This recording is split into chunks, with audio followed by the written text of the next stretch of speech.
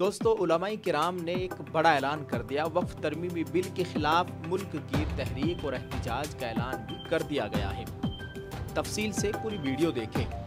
अस्सलाम वालेकुम रहमतुल्लाहि व बरकातुहू। जी हाँ नाजरीन, मैं एहतिशाम निज़ामी कासमी। दोस्तों, आज 14 फरवरी 2025 बरोज़ जुमा है। नाजरीन, आपको बताएं कि वक्फ तरमीमी बिल को राज्यसभा में पेश किए जाने को बदकिस्मत फ़ेल करार देते हुए all India Muslim personal law board के सदर मौलाना खालिद सैफुल्लाह रहमानी साहब ने कहा कि ये बिल सिर्फ मुसलमानों का मसला नहीं बल्कि आइन की खिलाफ वर्जी का मसला है और मुस्लिम पर्सनल लॉ बोर्ड वक्फ तरमीमी बिल के खिलाफ कानून के दायरे में रहते हुए मुल्क गिर मुहिम चलाएगा। दोस्तों, गुज़िश्ता रोज़ एक प्रेस कॉन्फ्रेंस से खिताब करते हुए all India Muslim personal law board के ज़िम्मेदारों ने कहा और मुस्लिम पर्सनल लॉ बोर्ड के सदर साहब ने कहा कि वक्फ के बारे में बहुत सी बातें सामने आई है जिनमें कुछ अच्छी हैं लेकिन झूठी बातें ज़्यादा फैलाई गई है। जैसा कि जिस ज़मीन पर वक्फ बोर्ड हाथ रख देता है वो उसी की हो जाती है, जबकि ऐसा बिल्कुल नहीं है। उन्होंने दावा किया है कि वक्फ तरमीमी बिल मजहबी तफरीक पर मबनी है क्योंकि सिर्फ मुसलमानों के वक्फ के साथ ऐसा किया जा रहा है, जबकि हिंदू, सिख और ईसाई के मजहबी इदारे उन्हीं के लोग चलाते हैं। उन्होंने कहा कि बदकिस्मती से आज वक्फ तरमीमी बिल राज्यसभा में भी पेश किया गया। हुक्मरान जमात, उसके इत्तिहादियों और पार्लियामेंट की स्टैंडिंग कमेटी ने इस मामले में हिंदुस्तानी मुसलमानों के ख्यालात और आरा को मुसलसल नज़रअंदाज करते हुए जिस तरह से अपनी मनमानी तजवीज़ पार्लियामेंट में पेश की है वो इंतहाई काबिल मजम्मत और हिंदुस्तानी मुसलमानों, अक़लियतों और तमाम इंसाफ पसंद लोगों के लिए नाकाबिल कबूल है और हम इसे मुस्तरद करते हैं। हमारा मानना है कि हुकूमत के पास अब भी एक मौका है कि वो जिम्मेदारी से काम करे और इस तरमीमी बिल को वापस लेकर सबका साथ सबका विकास के नारे को नाफिज करे, जिसका मकसद वक्फ अमलाक को मुकम्मल तौर पर तबाह करना और मुसलमानों को उनकी मसाजिद, ईदगाहों, मदारिस, दरगाहों और कब्रिस्तानों से महरूम करना है। उन्होंने कहा कि तमाम शोबा हाय ज़िंदगी से ताल्लुक़ रखने वाले मुसलमानों, मजहबी और कौमी तंजीमों, बड़े दीनी मदारिस और ज़िंदगी के तमाम शोबों से ताल्लुक़ रखने वाले उलमा ने स्टैंडिंग कमेटी से मुलाकात की और तकरीबन 5 करोड़ मुसलमानों ने ईमेल के ज़रिए बिल के ख़िलाफ़ सख्त और मंतिकी तौर पर अपने ख़यालात का इजहार किया है। ज़ाहिर है कि ऐसे मामलात और मसाइल में मुताल्लिका गुरूहों यानी स्टेक होल्डर्स की राय को ख़ास अहमियत हासिल है और ये एक जमहूरी तवक्को भी है, लेकिन इसे नज़रअंदाज कर दिया गया। यह हकीकत है कि मुसलमानों से मुतालिक तमाम मामलात में मौजूदा हुकूमत का रवैया इंतहाई मुतासिबाना और दुश्मनी पर मबनी है, जो न सिर्फ गैर जिम्मेदाराना है बल्कि आइनी अक़दार और तहफ़्फ़ुज़ात के भी मुनाफी है।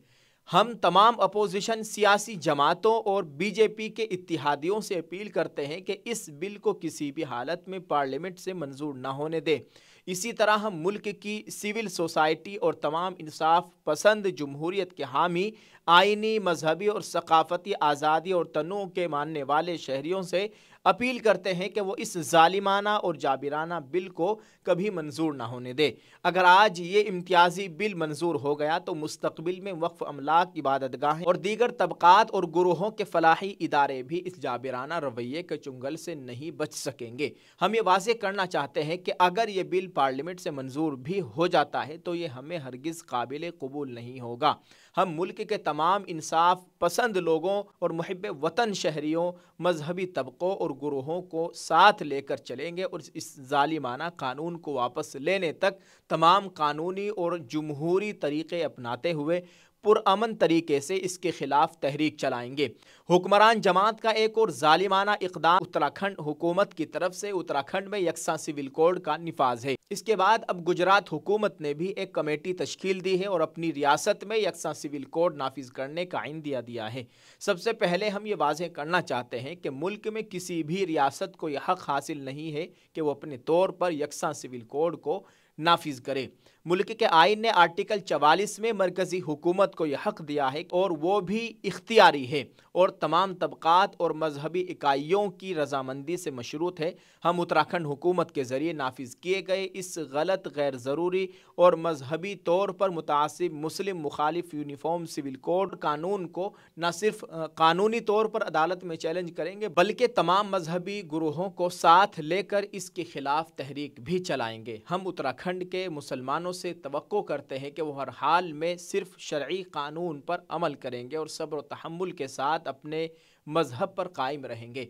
प्रेस कॉन्फ्रेंस से खिताब करते हुए मौलाना सैयद अरशद मदनी, नाइब सदर all India Muslim personal law board ने कहा कि जमीयत उलमा हिंद यकसा सिविल कोड के खिलाफ उत्तराखंड हाई कोर्ट गई है और हम अपने मजहब के सिलसिले में बहुत पुख्ता हैं और आइन में हमें मजहबी आज़ादी दी गई है।